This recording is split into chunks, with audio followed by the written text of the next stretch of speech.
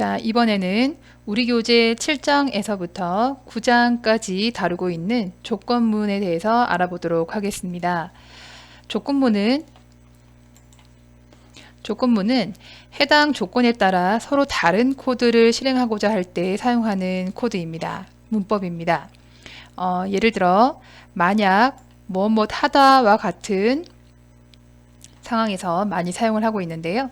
아래쪽 예제를 보시면 만약에 점수가 80점 이상이면 합격 처리, 80점 미만이면 불합격 처리, 또는 만약 나이가 65세 이상일 경우, 입장료가 무료인 경우, 주민번호 앞자리가 1번이라면 남성입니다 라고 인식을 하는 경우, 비밀번호를 입력받아서 입력받은 비밀번호가 맞았을 경우에만 로그인 처리를 해주는 그런 경우에 해당한다고 보면 되겠습니다. 자, 조건문을 할 때 사용하는 문법은 다음과 같습니다.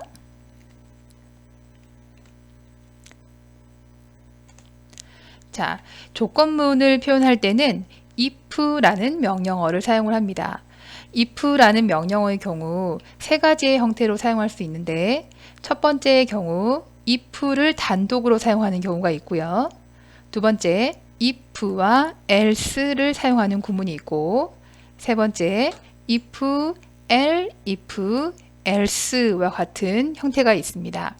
이 세 가지 형태에 따라서 표현할 수 있는 상황이 서로 달라지기도 하고요.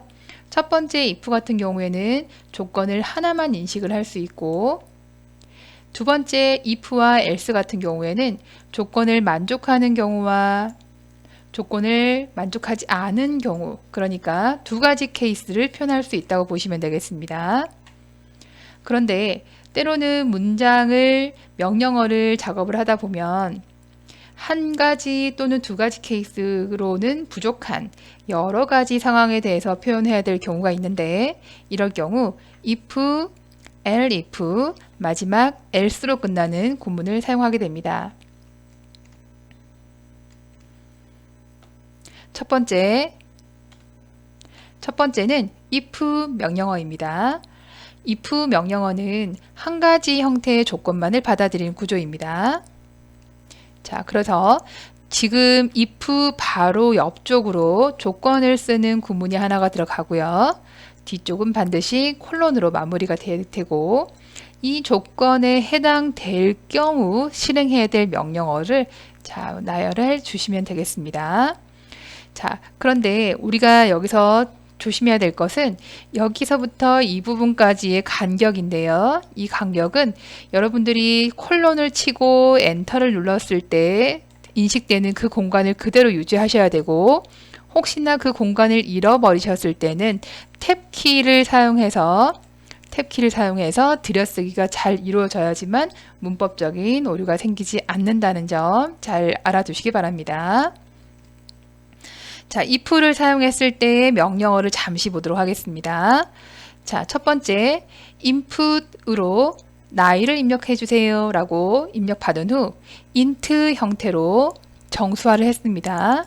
자, 정수화를 해서 이 데이터를 age라는 변수에 넣어줬습니다.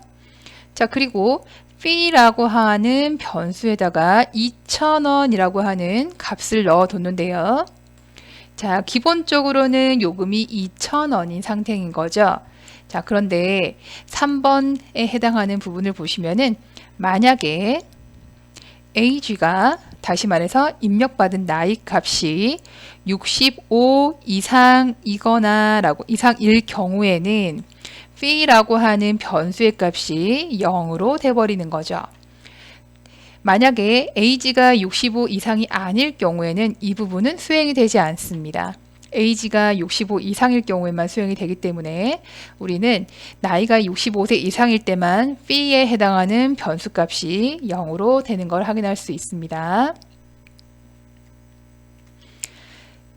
자, 이번에는 두 번째 형태의 if, else 구문입니다. if만으로는 표현이 조금 부족합니다. 조건을 맞았을 경우와 조건을 만족하지 않았을 경우 두 가지 형태로 나눠서 문법 표현을 해 주어야 합니다 라고 할 때는 지금 보시는 바와 같이 if와 else를 사용해서 문장을 만드시는 건데요. 여기에 콜론이 빠졌죠? 자, if 같은 경우에는 조건을 입력을 해서 문장을 완성을 하시는 거고요. else와 같은 경우에는 문장에 조건식을 쓰는 부분이 없습니다.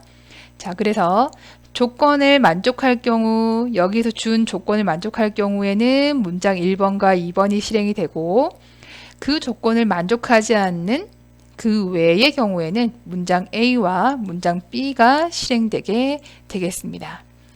예제를 보겠습니다. 자, 현재 이 문제는 입력받은 데이터로 짝수인지 홀수인지를 판별하는 프로그램입니다. 짝수인지 홀수인지를 판별할 때는 나머지 연산자를 사용을 하는데요. 이 나머지 연산자는 파이썬의 경우 퍼센테이지 연산자를 사용하게 됩니다. 자, 그러면 입력받은 데이터부터 보겠습니다. input 함수를 사용해서 int 처리를 한 후 a라는 변수에다가 데이터를 넣어 주었습니다. 자, 그런데 그 a라는 변수를 2로 나누어 보았습니다. 자, if라고 하는 조건문에서 a라는 변수를 2로 나누었을 때 이 나눈 값이 0과 같다면 우리는 이 부분을 짝수라고 인식을 할 수 있습니다. 자, 그래서 이 경우에는 짝수 입력된 수는 짝수라고 하는 프린트문이 실행이 될 거고요.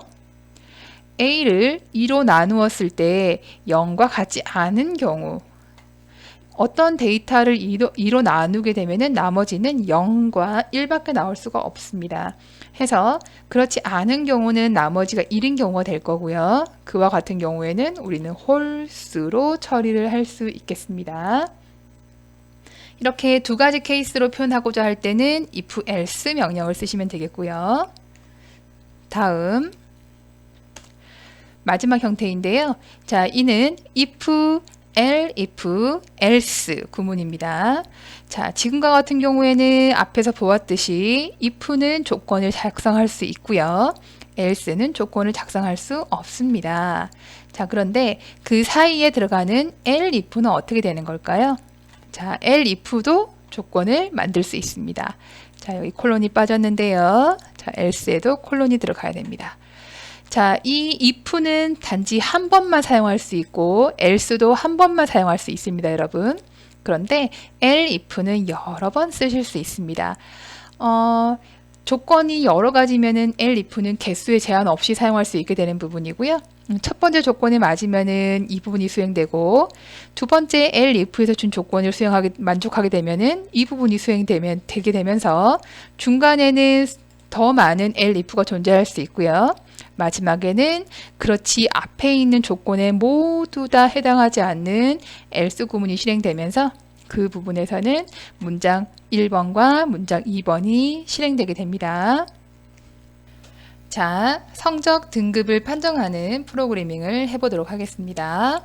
A등급부터 F등급까지 판정이 되는 코드를 작성을 할 것이고, A등급은 90점 이상, B등급은 80점, C등급은 70점, D등급은 60점 이상으로 점수가 나와야 해당 등급을 받을 수 있습니다.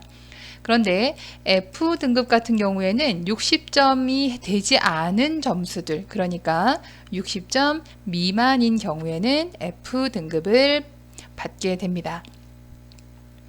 자, 아래쪽에 보시면은요, int input 상자로 데이터를 받아서 int형으로 취한 후에 이제 스코어 변수에다가 값을 넣어놨습니다. 자, 스코어 변수는 점수를 기억하는 변수가 된다. 자, 그러면 스코어 변수가 어떤 점수를 기억하고 있냐에 따라서 A등급부터 F등급이 만들어지는데요. 자, 첫 번째는 if에서 90점 이상인 경우를 처리를 했고요.